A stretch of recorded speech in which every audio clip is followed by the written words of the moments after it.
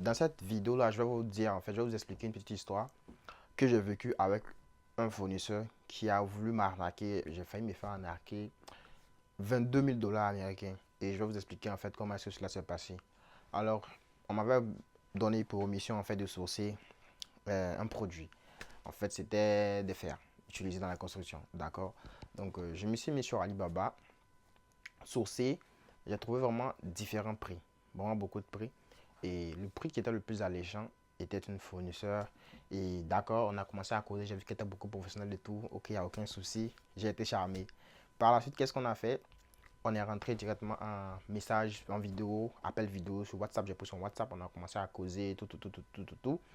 En 2 jours, j'avais presque fini le travail. J'avais déjà trouvé mon fournisseur, causé avec beaucoup de fournisseurs, fait le point. Je me suis dit, bah, c'est là, c'est mon mauvais fournisseur en fait pour ce business. C'est avec elle que je vais travailler.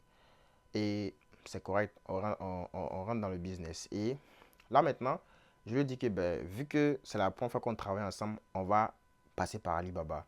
Et vu que la somme que je dois envoyer est énorme, c'est pas juste 100 dollars ou 200, ça commence les 30% de 22 000 dollars, je pense que ça partait autour de, je sais pas combien là, mais peut-être si on fait 30%, ça fait combien? Je suis pas trop bon en mathématiques, hein, mais ça dépassait peut-être 3 000 dollars, je pense, oui.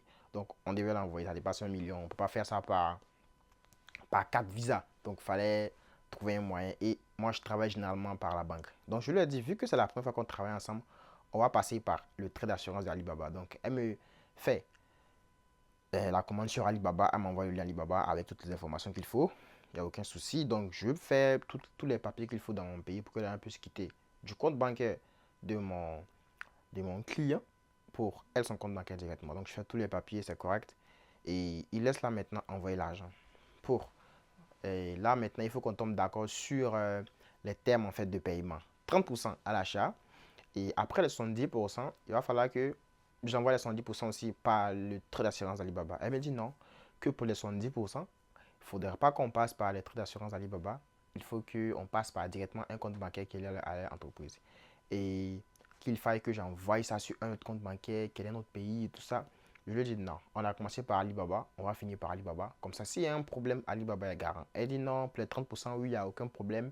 Mais pour les 70%, il faut que j'envoie. Et j'avais dit que les 70%, quand moi j'envoie les avant que moi j'envoie les 70%, il faut que mon billet soit prêt. Il faut que le BL original soit déjà sorti. Il faut que le bateau ait bougé. Comme ça, dès que moi je vois le BL, dans les semaines qui suivent, moi j'envoie l'argent. Elle dit non, qu'avant de voir le BL, d'abord, il faut que j'envoie 50, après les 70%, il faut que j'envoie faire un autre paiement de, c'est pas 50%. Vraiment, elle voulait en fait qu'on échelonne ça sur plusieurs paiements, mais pas par Alibaba. Il faut qu'elle ait trouvé un moyen en fait de récupérer l'argent avant que moi j'envoie. Moi, je lui ai dit non. Et j'étais déjà, dans ma tête, déjà, c'était pas correct parce que généralement, quand moi je travaille avec les fournisseurs, qu'est-ce qu'on fait? 30%. Et quand je fais confiance à un fournisseur, je ne passe même pas par Alibaba directement sur son compte bancaire. Mais c'est des fournisseurs avec qui je prends le temps de les connaître. Je ne suis vraiment pas pressé. Si je fais une affaire, ça peut peut-être aller sur un mois. Pas pressé. Un peu. Je découvre le fournisseur, je fais mes recherches, je cause avec lui. Et je fais 30% sur son compte bancaire. Après, le reste, on gère pas le même principe. Quand le BL sort, souvent c'est 2 semaines avant que le bateau n'arrive, même que je paye le reste de l'argent. Donc, c'était pas ça. Donc, déjà, ça a commencé à me faire chauffer la tête. Je lui ai dit non, que je suis pas d'accord.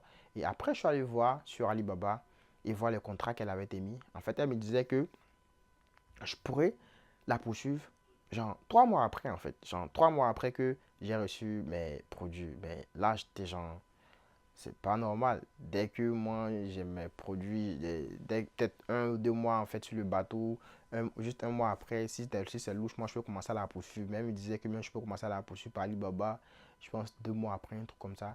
Tout était vraiment bizarre dans son affaire. Tout était réellement bizarre et je suis allé écrire à un de mes mentors avec qui je prenais beaucoup de renseignements. Il s'appelle Kian Gulzari. Il est sur YouTube. Vous pouvez aussi voir, c'est en anglais.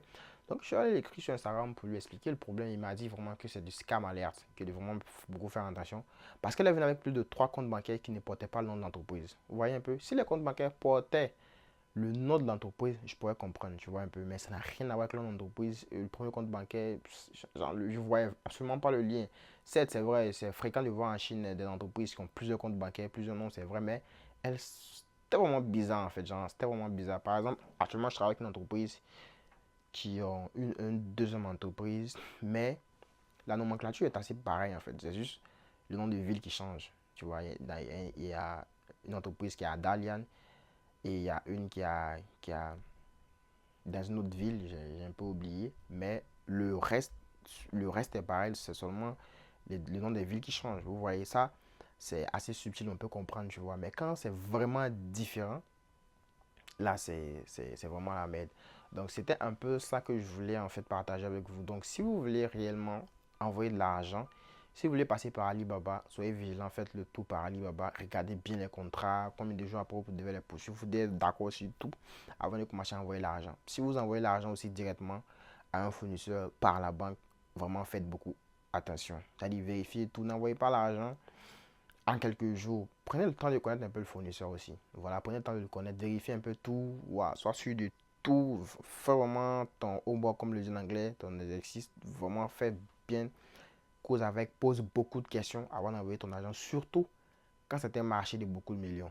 Voilà, là, c'est ça, parce que un marché de beaucoup de millions, 30% déjà, c'est beaucoup d'argent. Et si tu fais mal, c'est quand même chaud. Voilà. Et imagine après encore, tu envoies les 70%, ou bien qu'on te fasse payer 50% d'abord. Tout ça, c'est vraiment des trucs qui sont pas intéressants. Donc, c'était euh, une petite histoire que je voulais partager avec vous d'arnaque. J'ai failli moi-même vivre. Mais par l'instinct aussi, par la connaissance et par mon, parce que j'ai pu vivre auparavant, j'ai pu réellement éviter ça. Donc, c'est un peu ce que je voulais partager avec vous dans cette nouvelle vidéo là et j'espère que ça va vous servir. Bienvenue sur moi, Sourcing, abonnez-vous, partagez. Il y aura beaucoup d'histoires de ces gens là, ouais. Et let's go!